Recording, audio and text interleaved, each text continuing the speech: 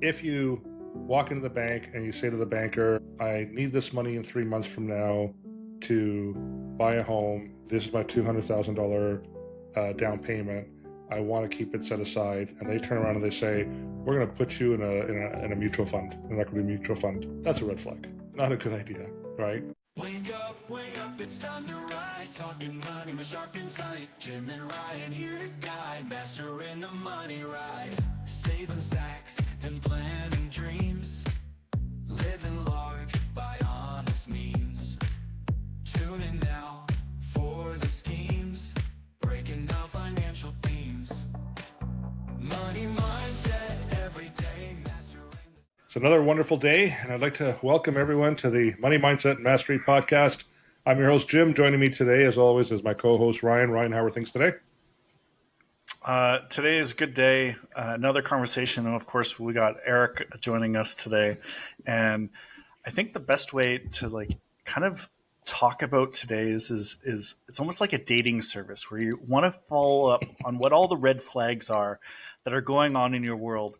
And of course, we're going to try to tackle the red flags within your financial world. So here's a red flag. So I love that. And we're not referring to Eric as a red flag. Eric is co-hosting today as well with us as a special guest. Yeah. So Eric, welcome to the show. How are you doing today? Thank you. I'm doing great. Especially not as a red flag. That's the best kind of day. Yeah. And for anyone who watched our episode last week where we introduced you to the TVH financial team, technology upgrades all of a sudden, like your camera's coming through beautifully and you're sounding, like just professional. So, we're excited. It always takes a little bit of work in the kinks out to get it figured out straight. But yeah, here we are. You're right. So today we are going to talk about, like Ryan said, red flags and fine print. We're going to talk about the OSCs or Ontario Securities Commission, their mutual fund probe into banks' selling practices or culture.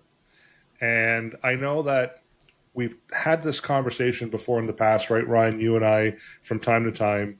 And I know one of the things before we went live today, you said, we probably should be careful. We don't want to keep sounding like we're bashing the banks. And I agree with you. But this article, or this is actually different than other conversations that we've had, because before, whenever we've talked about the banks and their sales culture and their practices, it's always been from a news outlet reporting on it, clients maybe having some bad experiences. But this is actually based on a survey that the Ontario Securities Commission had sent out along with CIRO, which is the Canadian Investment Regulatory Organization. And they actually surveyed 3,000 mutual fund advisors who currently work at the big five banks. So this is actually coming from the people that are working and selling these products. And we found it quite interesting what the results are, and we wanted to share it with everyone. And I think I do want to say this isn't us bashing anyone. This is just the reality of the industry. This is what's happened. We want to share that information with you. And hopefully there's going to be some changes, because I think changes are needed. But before we do that, what I'm going to do is I'm going to start off with, and I hope technology works, a small video clip that it's a news story. So to kind of set us up for this conversation. So I'm going to go live and share this with you now. Canada's top financial regulators are concerned that sales pressure inside banks is leading to some questionable investment advice. A new report by the Ontario Securities Commission and the Canadian Investment Regulatory Organization is shining a spotlight on the sales culture at 5 of Canada's biggest bank-owned mutual fund dealers. The report surveyed nearly 2,900 mutual fund representatives working in bank branches with a focus on 4 key areas, including the sales environment. This includes compensation, incentives, and scorecards, the sales pressure felt by reps, the range of mutual funds they can offer, and the overall knowledge and training provided. And the key findings of the report: 25% of representatives across banks reported that clients are sometimes recommended products that are not in their best interest. 1 in 3 reported clients being given incorrect information, and 40% said the internal sales targets or scorecards influence advice. So we believe a lot of these concerns are rooted in the sales culture and sales environment that these reps are operating in, some of the incentivization, and also ultimately this performance tracking, which all might be contributing to these concerns. Randava adds this is just the first phase of a broader review, and they're still in a very cooperative process with the banks. So what's next? Our second phase of work is going to actually dig a little bit deeper, and it's going to involve particularly the scorecards. And how do you know if your financial advisor has your best interests at heart? Well, we asked an expert who tells us it's all about asking the right questions. Do you have a fiduciary duty to often act in my best interest? That's one of the most important questions you could ask. What are their credentials? In addition to their credentials are you acting in that fiduciary capacity even though you have those credentials? Now, we've reached out to the 5 major banks mentioned in the report. While none provided a statement, they directed us to the Canadian Bankers Association for comment. The Canadian Bankers Association says it's currently reviewing the report while also releasing a statement. It reads in part that their members have always prioritized needs-based service, and they add that Canada's banks will continue to invest and collaborate with regulators. In Toronto, Jasmine Graywall, City News.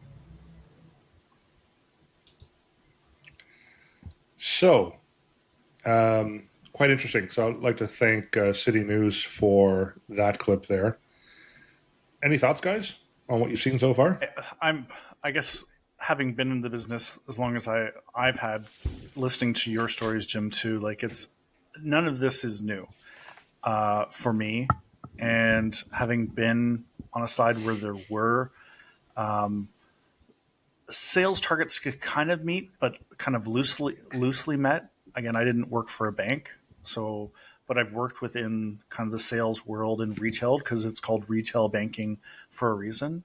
None of this surprises me. And, as our big banks are reporting some of the best sales years ever throughout all of this, I think it's a great first step to figure out what is in the best interest. And, speaking as an independent advisor, I get the opportunity to actually find what's best interest of the clients that I work with, because I'm not tied to one individual bank solution. I'm not tied to one individual insurance solution. And I think that's one of the things that a lot of clients don't realize. And I often say in our first couple of meetings, especially how am I compensated?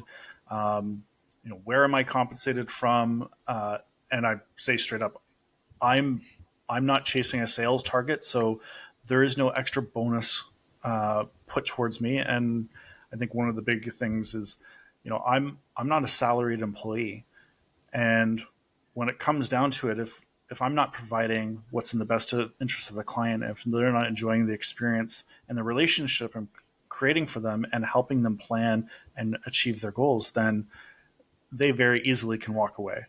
And for some institutions, they are salaried. And I'm not going to say it doesn't matter, but it's often the impression.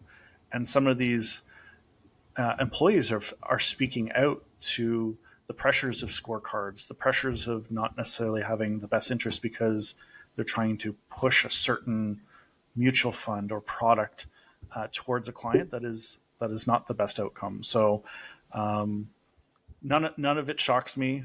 I think my own experiences of going into banks and talking is this the best and only option that I have, especially as an advisor now, right? And being able to call out and ask deeper questions that most people wouldn't ask. And I love in the video it just talked about asking those questions of your advisor, especially at a bank level. So yeah, and before we start getting to the stats and the results here, Eric, anything to add to that? Yeah, well, I think one of the biggest challenges the banks have is the size it gets really hard when, I mean, as an independent, we take for granted that if we don't like a certain solution, we can go find another one. And in the bank, they have this huge infrastructure that's there to kind of help the advisors do what they do. But in turn, it's servicing, I don't know how many thousands of advisors they'd have across Canada. But as soon as you start to get into a situation like that, it just becomes so restrictive. I would feel terribly restricted with what the bank would give me as a tool to work with.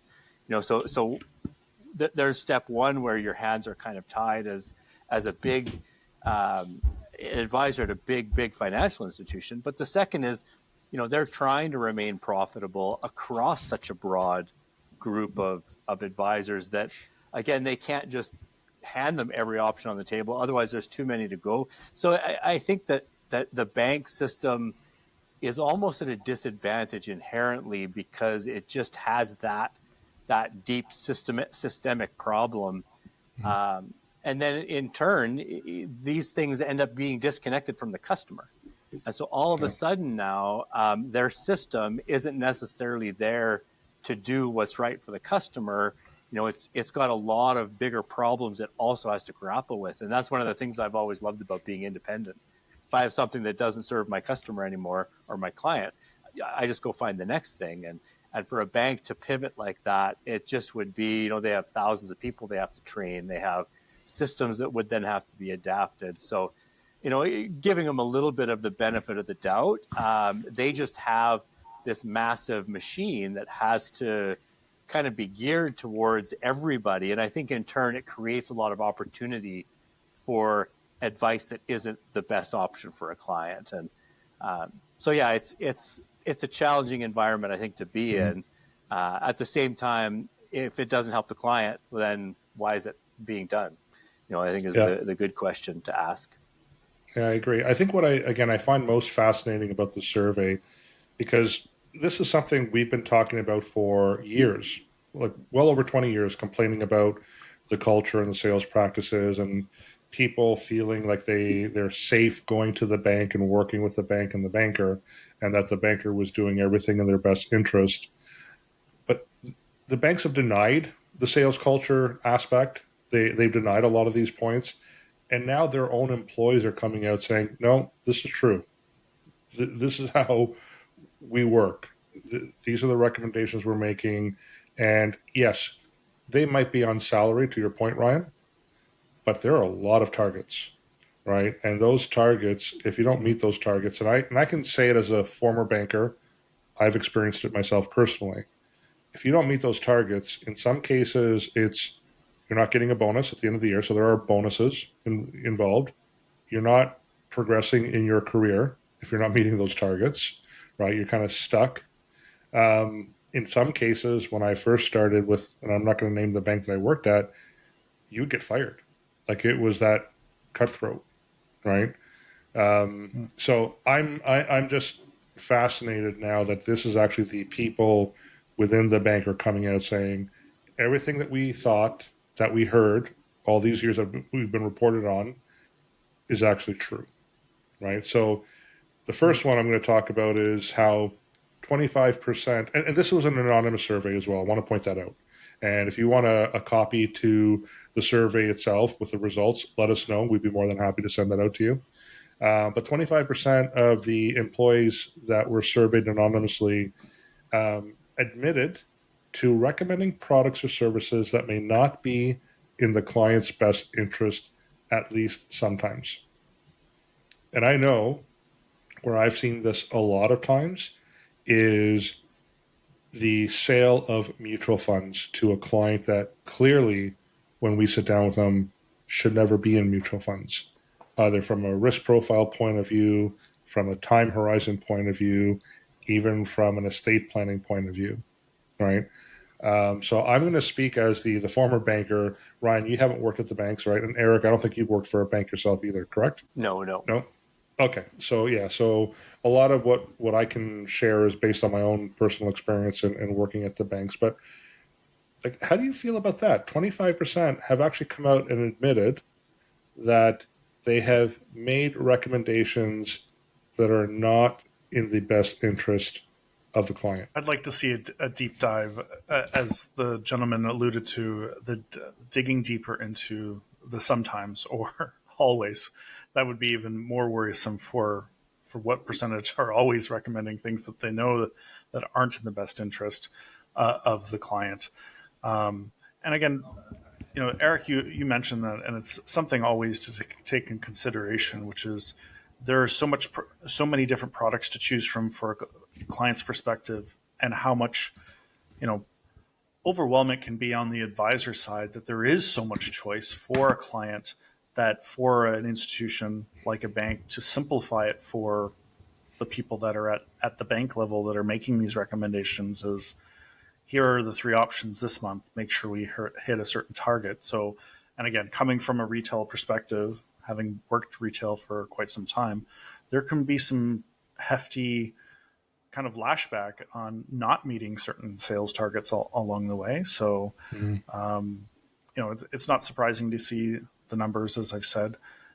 It will be very interesting to see what the follow up says with some of these when they dig deeper into the numbers and understanding. So, yeah, it would be terrible as an advisor to be stuck in a situation where you saw someone who didn't need what you had to give them, and you had to find a way to make that fit.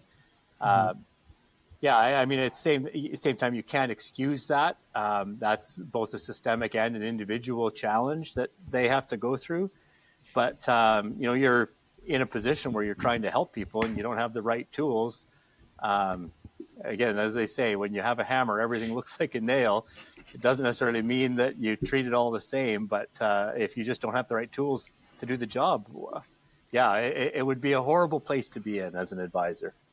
Eric, it's the reason why I left banking. I honestly believed that my career would be as a banker. I wanted to get into the executive level, and that was my long-term career goal. But I found myself too many times sitting with a client or a couple, and one of the things, like when I first started in the bank, we were definitely a service model. That's what the banks were. And then they transitioned to a sales model starting in the early 90s. And we were basically told that we needed to wrap products around a client. They needed to have 3 or more products with our bank. And the reason for it was because they found that 82% of those clients would just stick with the bank. They just wouldn't move anywhere else because it was too much of a pain to do so. Right. So a lot of times I would sit down with a couple, and I would make my recommendations, and it could be, mortgage recommendation and loan, line of credit, credit card, investment, whatever else. And when I first started in the banking industry, I just focused on the products that we offered through my institution. It's all I really needed to know. And then when you start to talk to your friends and other people, and you start to hear about other products offered through other institutions, you become curious and you start to research a little bit more. And it became increasingly more difficult for me to sit down and recommend products to clients, knowing full well that the product that I had to offer, maybe one of them was a good product, but the other 2 or 3 that I had to offer or recommend were inferior to the competitor across the street. But I can never say to the client, you know what, you should go and get those other 2 products over at the green machine or the blue machine or whatever else. We weren't allowed to do that. So a lot of times I would make those recommendations, and there was guilt because I knew they could have gotten something better somewhere else. But I had to work within the tools that I had in my toolbox with that institution. And if I didn't offer those products as part of the process, I was out of a job and I had bills to pay. Right. So even before we continue on, like, I'm not sitting here, and none of us are sitting here saying that the banker who's client facing should receive the blame for any of this. It is from up top. It's the pressure that comes from senior management and the executive level, head office, because they're just driving profitability. That's all they want, and they're putting that pressure down on the banker who's, again, looking to make a mortgage payment and feed their families and whatever else. Does it excuse them? No. Is it understandable? It is understandable. We just want to share with people that When you go to the bank thinking that you're going to get the best advice possible, we're finding out now that in a lot of cases you're not, right? So let me just see here. 40%. So 40% of the respondents said that the scorecards used to track sales targets and activity influence their product recommendation. That's horrible, right? So basically it's, here are your targets. You have to meet those targets. The advisor sitting there saying, I'm a little shy on this target. I'm going to recommend this product, not because it's in the best interest of the client, but it's because it'll help that individual achieve their own sales targets. Can you imagine if we did that in our industry? With the compliance and like we would be unlicensed. Like that's the thing, is we would lose our licenses. We would be severely penalized for doing some of these things. Yeah, that's actually one of the things I really respect about Raintree and their theos around this is like it used to be that when I would sell a fund, you could either get one that had a higher upfront commission and no trailer, or a lower upfront commission and a decent trailer. And they've now said, you know what, there's no situation where it makes more sense for an advisor to sell the upfront commission as opposed to the trailing commission, because the trailing commission more aligns you with the client. You know, and if you're going to rely on your trailer as your earnings and you put them in something they shouldn't be in that's too high risk and it crashes, well, then that affects your commission. And so anything you can do to align the advisor with the success of the client is a significant step forward. And again, that's the problem. I think going back to what Ryan said about the salaried advisors is, you know, they get paid whether the clients do good or bad. How do you incentivize the decision making that the advisor makes to be more and more in line with the client? And I mean, they'll never be perfectly aligned. I'm not sure how you would go about making it perfect, but there's a lot of things you can do. Like scorecards are, I think, a good example of what not to do, that just aligns them in a way that that has nothing to do with the customer, has nothing to do with their success, has nothing to do with their long-term goals being reached. So, I mean, those kinds of things just need to be, in my opinion, removed altogether. I without it being creating some kind of positive alignment. It just needs to be tossed in my opinion. I was going to say maybe is part of their development of their scorecard is what is the outcome of each client achieving their goal, short term and long term, right? And that then, but it's not goal driven though, Ryan. It's not goal driven with the banks. It's product driven. It's transaction driven. That's the problem, right? Like we talk about goals with our clients.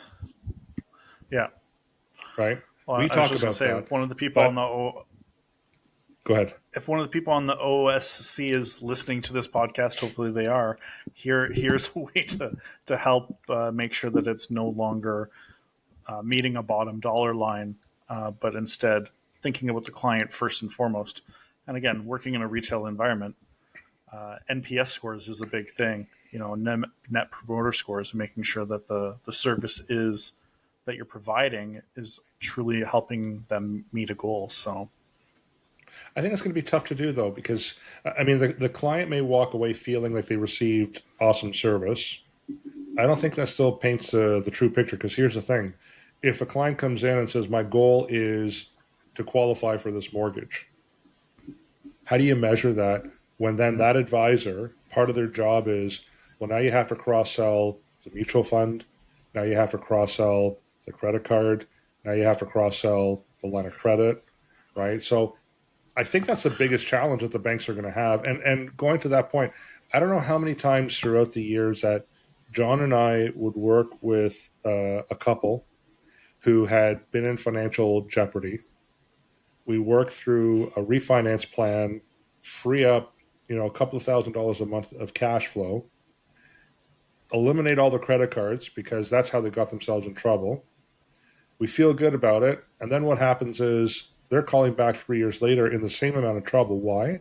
Because when they went to the bank to sign the mortgage documents, even though John had brokered the deal, what did the banker do? Hey, you qualify for a $25,000 credit card.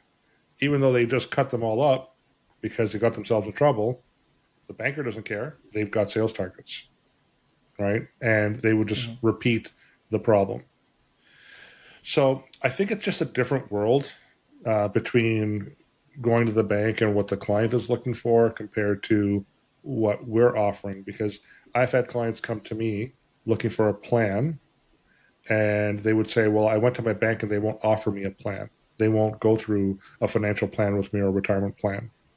It's not, they do say that they offer it. It is part of their offering, but I don't think a lot of the advisors really walk them through that process because it takes a lot of work, because it's literally appointment after appointment. It's transactional, right?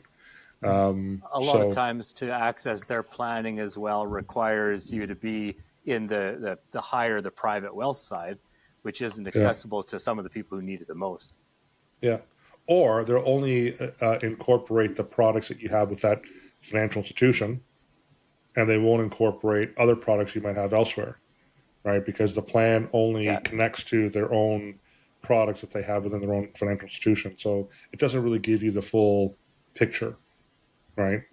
And I think we need to address the elephant in the room, because there's probably people watching and listening saying, well, you guys are on commission. You know, like, how are you any different? Like, you're selling a product and you're being compensated for it, which is true. We're not salaried. We are in commission. What I will say is, when I first started, when I left the bank and I became an independent advisor, back then it really was if you offered one institution's product more than others. So if you had your own, there were some soft targets for advisors on commission.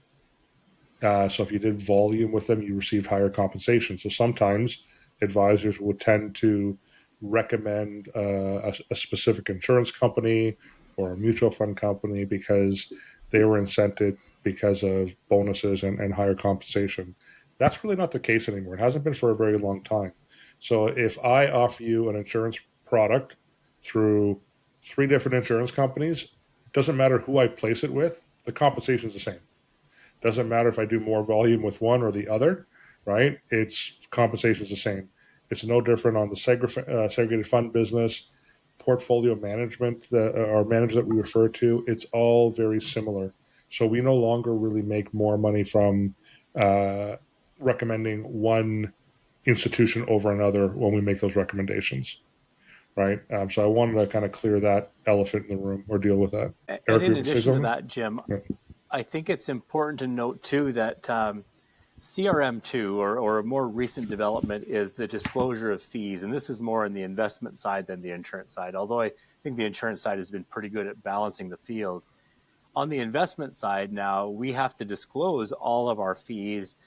If not everything, we're going to have to soon. And that was one of the practices I always enjoyed, was letting people know exactly how I was getting paid on everything. And if the client saw these scorecards when they were being sold these products, I wonder how they would feel about that, because disclosure, I think, is the first step. If you know how your advisor's getting paid and why, then what they're getting paid becomes a little less important, because you know what underpinning incentives might exist.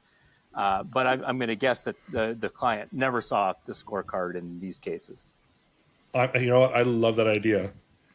Show the scorecard where you are on track for that month, sales wise, before the client signs to the dotted line, right? But that'll never happen. Oh, interesting. You want me to buy this one that gets you a big bonus, and you're almost there, and I'll push you over the edge. How does this make sense for me? Yeah, exactly. Yeah. Well, and listen, when I was at the bank, I remember I started off as a teller.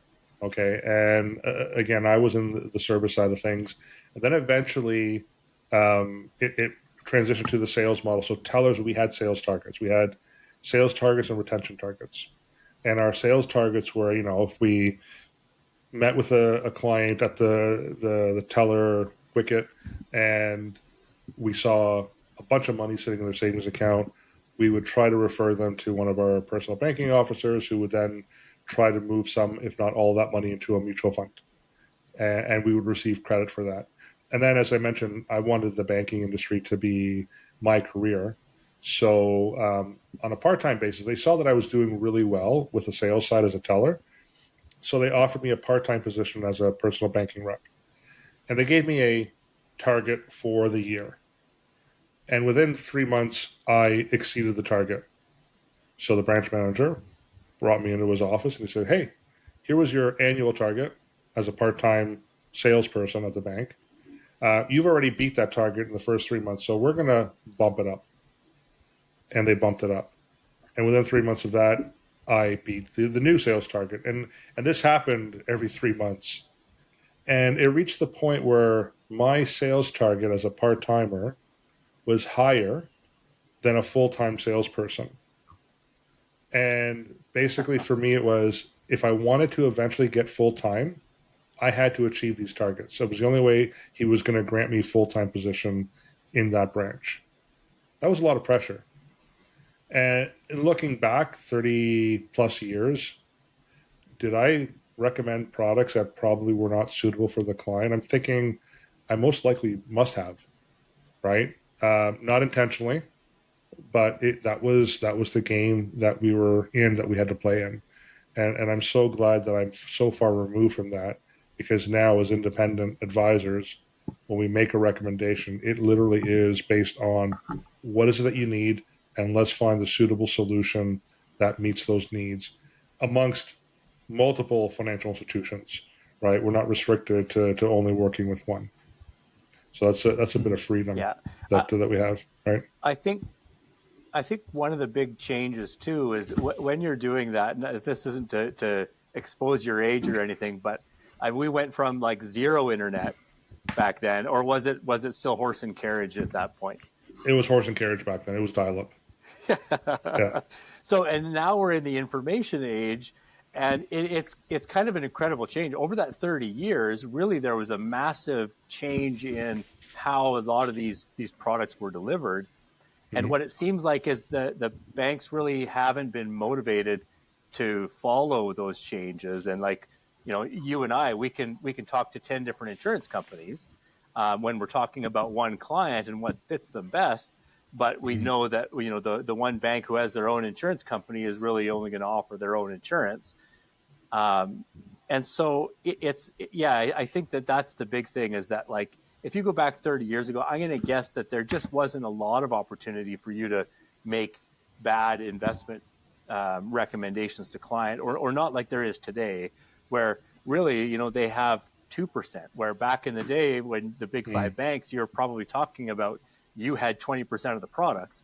Now the banks have a fraction compared to what's available. So just so much has changed, and it doesn't seem like they have an incentive. I mean, when your customers just line up to do business with you anyways, maybe that's what happens, is you just get comfortable. Yeah, but it's all about cross selling. It's all about increasing profits.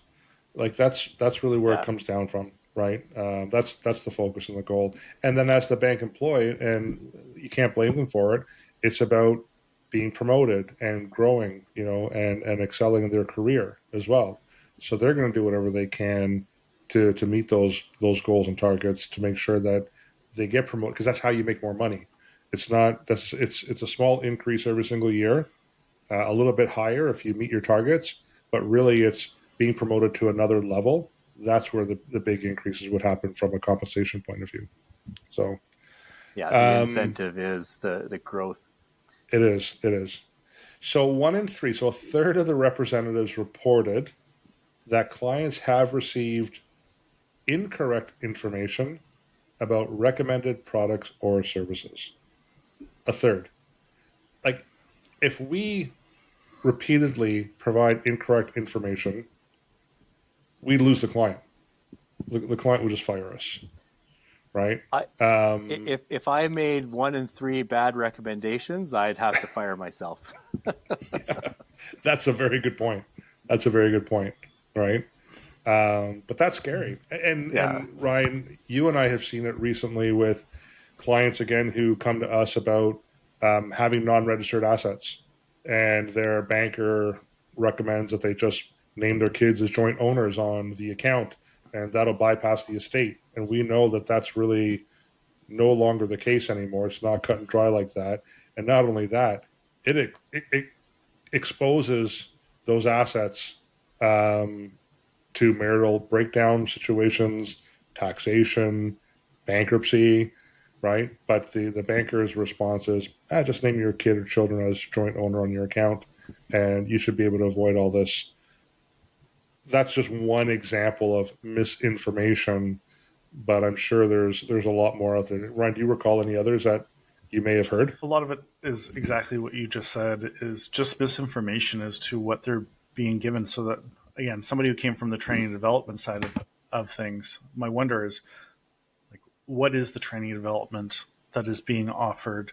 How are the representatives, the staff passing it?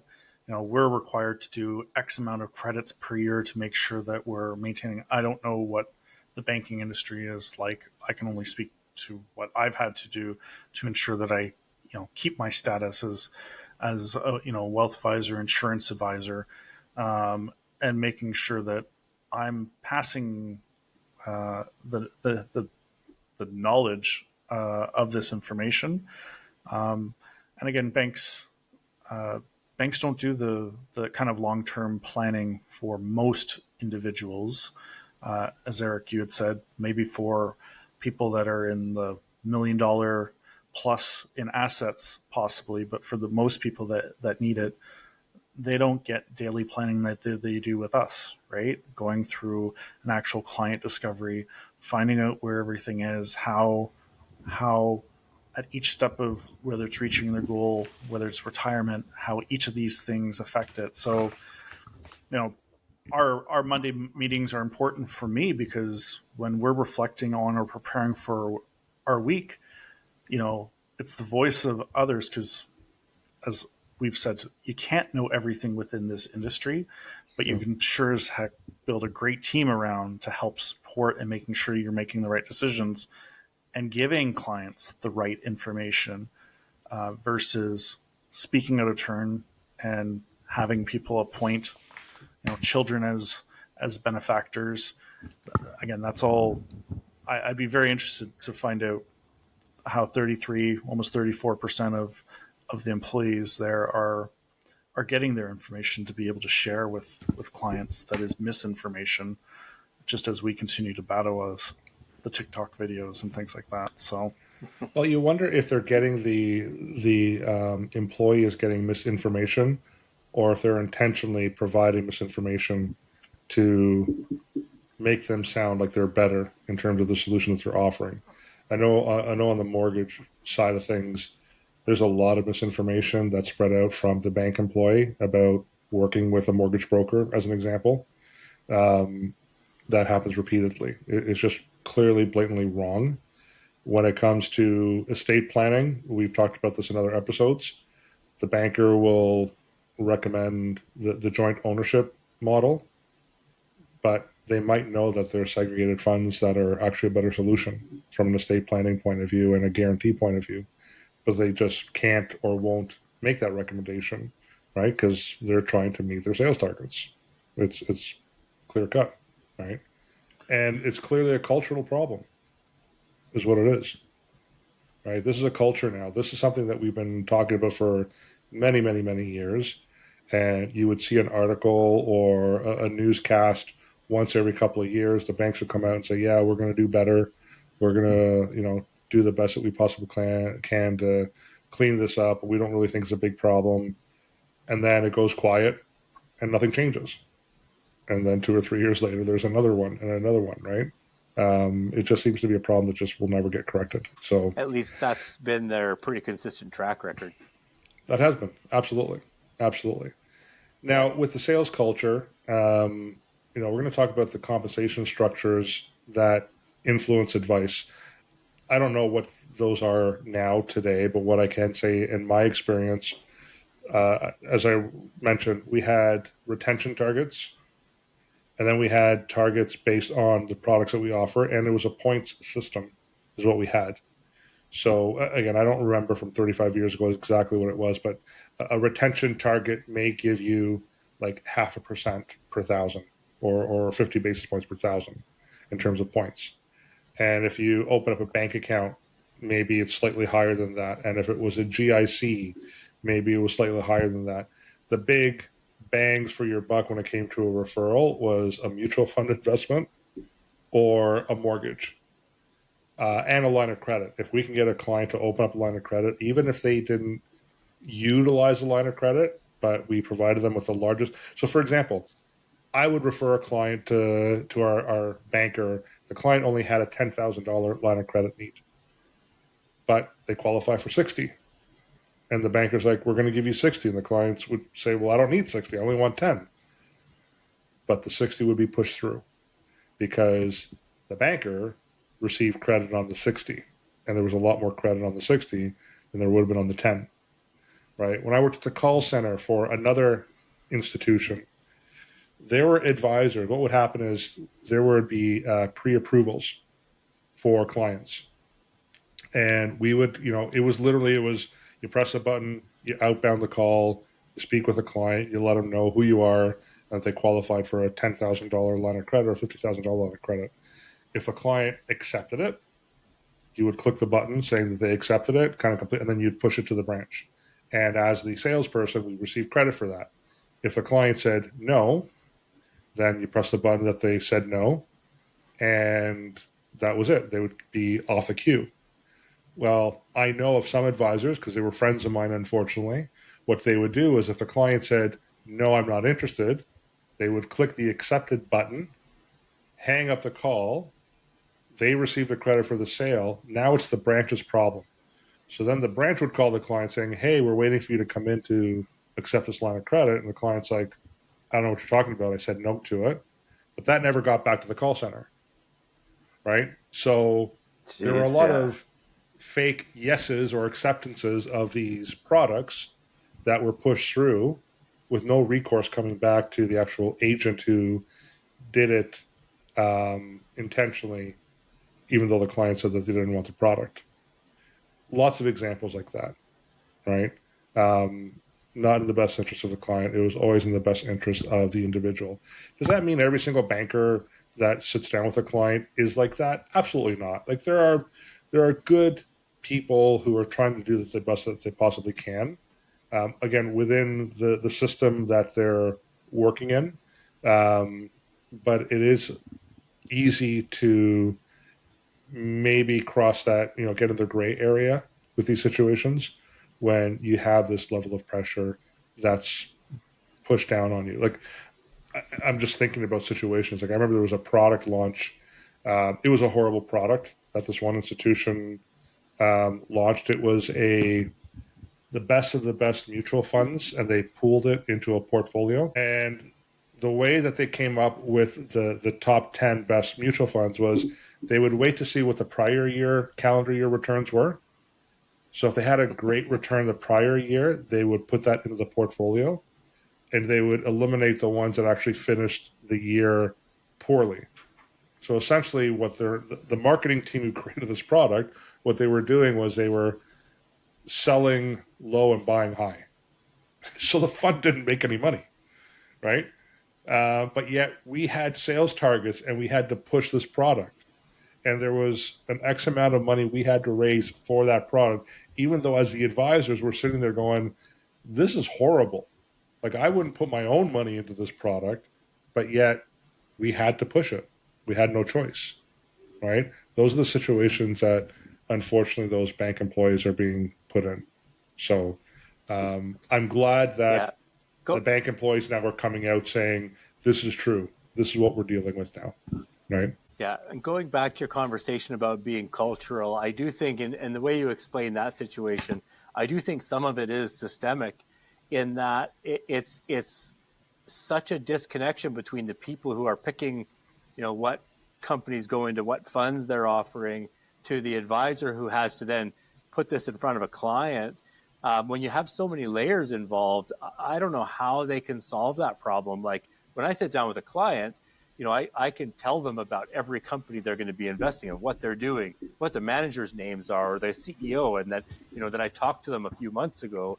And to be a bank advisor who probably never talks to the portfolio managers, or maybe gets a presentation once a year from them at most, how do you fix a problem when there's just zero connection between the client and the person who's actually making the decisions on with their money, or insurance or mortgage or whatever it is. That's a challenge I'm not sure they'll ever be able to find an adequate solution for. But they got deep pockets, so hopefully they can come up with something for the OSC. I don't think they're going to, because the bottom line is it's not in their best interest as the bank, and it's too difficult. It's like trying to steer the Titanic. It's just very difficult to do, right? It's too big of a machine with a paddle. Exactly, with the paddle itself. So that'll be a challenge. I look at our industry, and specifically on the insurance side. When we engage with a client, the level of disclosure that we have to send them before they actually transact with us, like, I don't see that at the bank, right? Or no, I actually don't see that at the bank whenever I've done banking with them. And then when we make a recommendation, we have to outline through a reason why letter why we made the recommendations every single time. Yeah. I don't see a reason why letter from when I open up an account with the bank, a line of credit or whatever else. Like, I don't see that, right? It's just, here's what you bought and here's the terms of the agreement, and that's about it, right? There's just so much more we have to do as independent advisors to make sure that we are clearly illustrating that the recommendation we're making is in the best interest of the client and not our best interest. Right. So maybe they need to do a little more of that with the bank. Yeah. And I think there's another distinction that should be made too, especially in insurance. When someone at the bank sells you insurance on your mortgage, most of the time that person is not insurance licensed. They're selling a group product that doesn't require the license.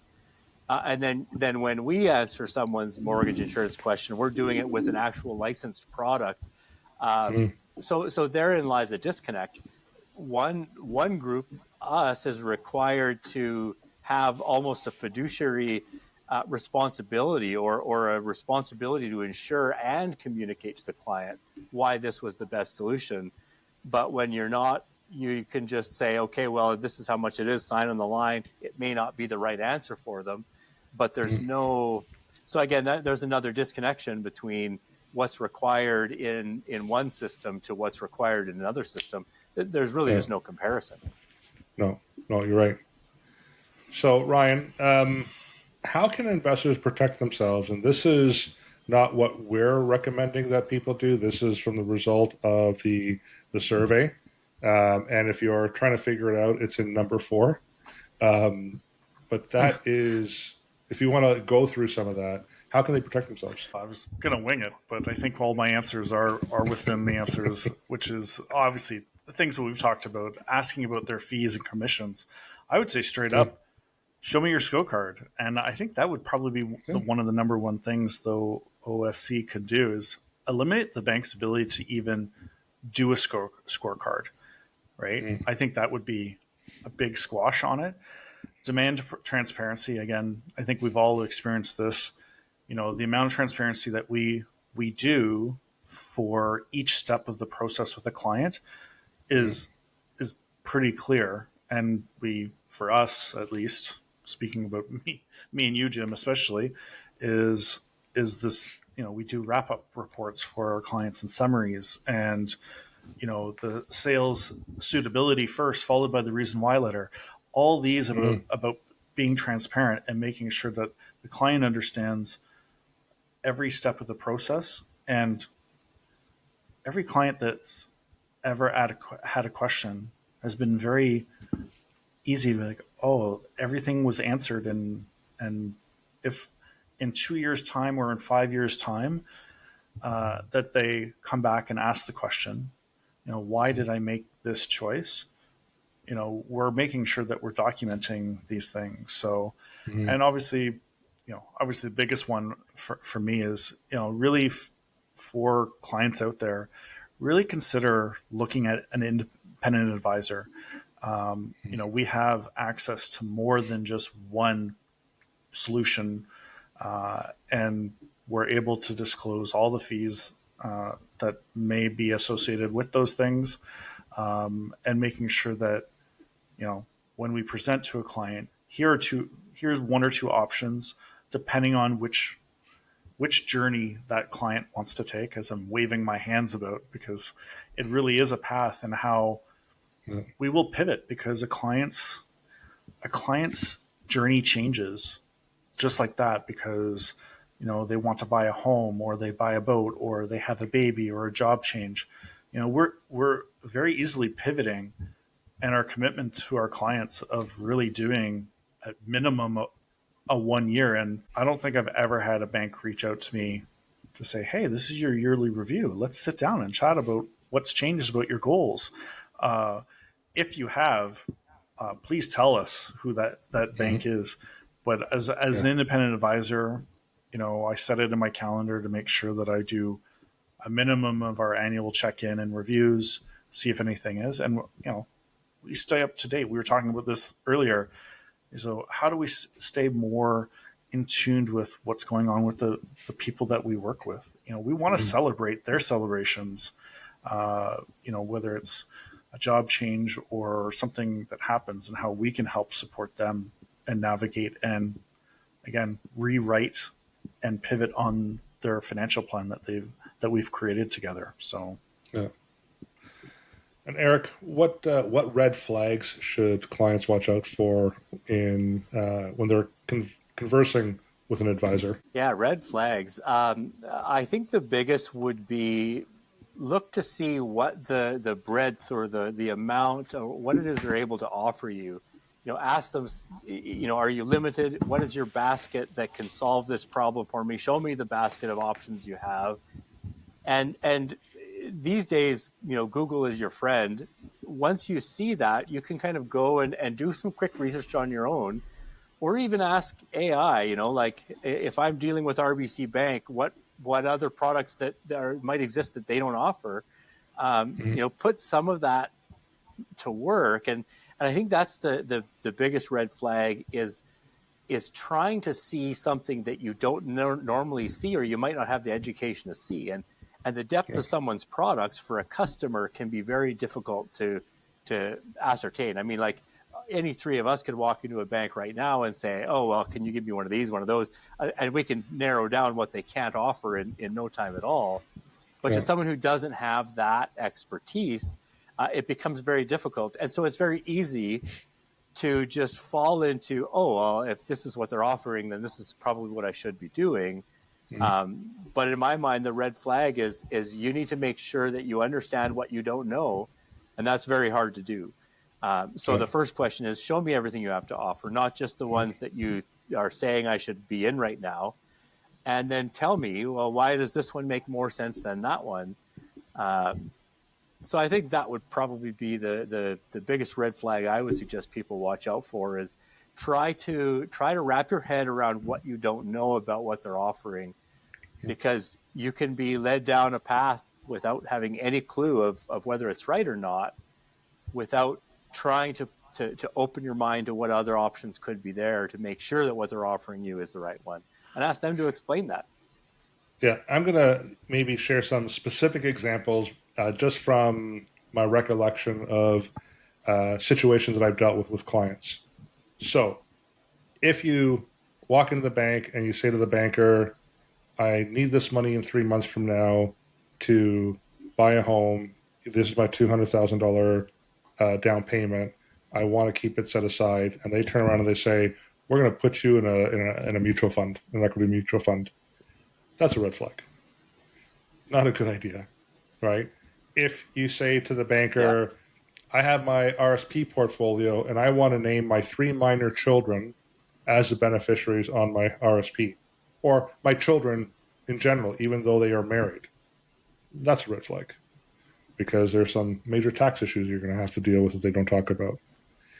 If you say to the banker, my 92-year-old mother just sold her home and we want to invest it in something safe, and the banker says, we'll put your mother 100% into a bond mutual fund, that's a red flag.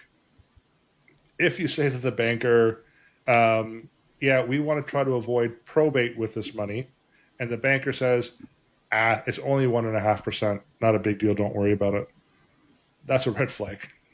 right? So those are just some examples that I have dealt with when I'm talking to clients where they've been given recommendations from the banker. If you say to the banker, here's another one, I'm going to need this money in about a year's time. I don't want to take a risk on this. What should I do?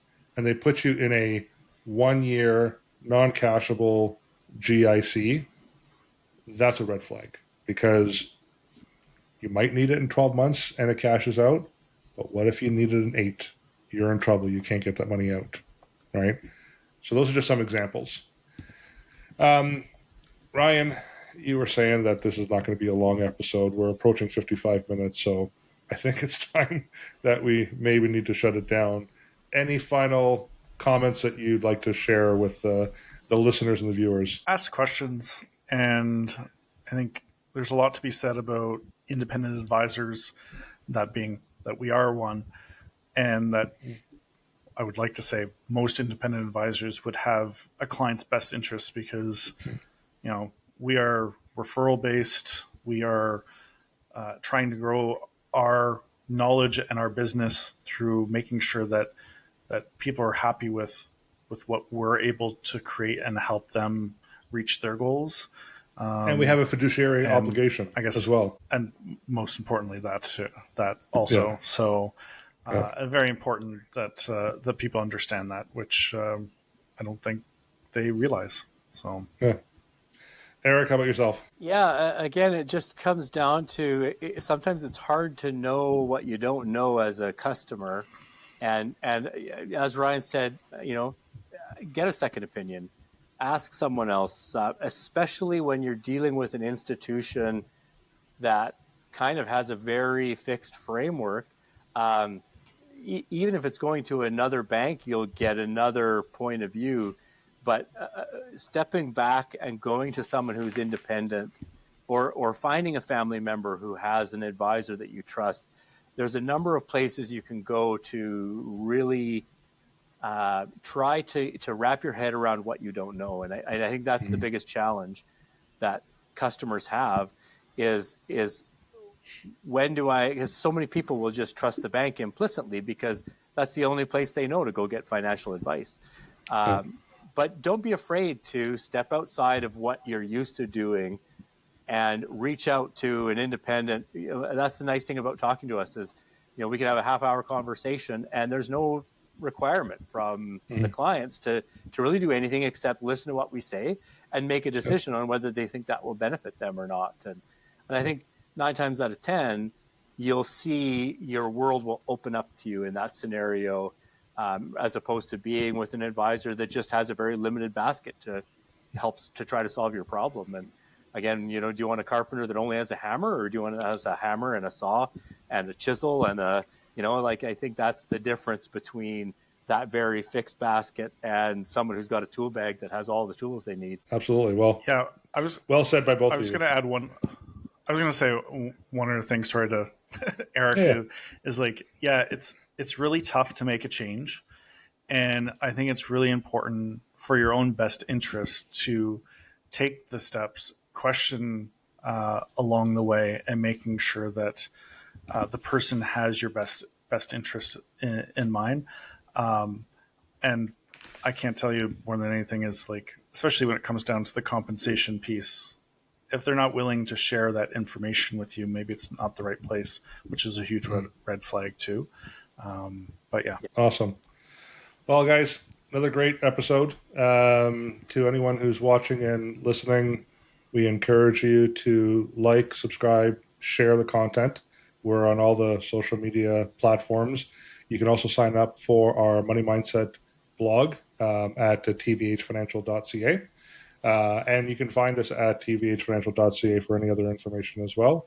Or you can use our email, financial@tvhgroup.ca, or give us a call at 647-727-4668. So thank you once again for watching and listening. Guys, I think this is a great episode. A lot of information out there. And then finally, if you would like a copy of that report from Ciro, let us know, and we'd be more than happy to send that out. So until next time, have a wonderful evening. Take care.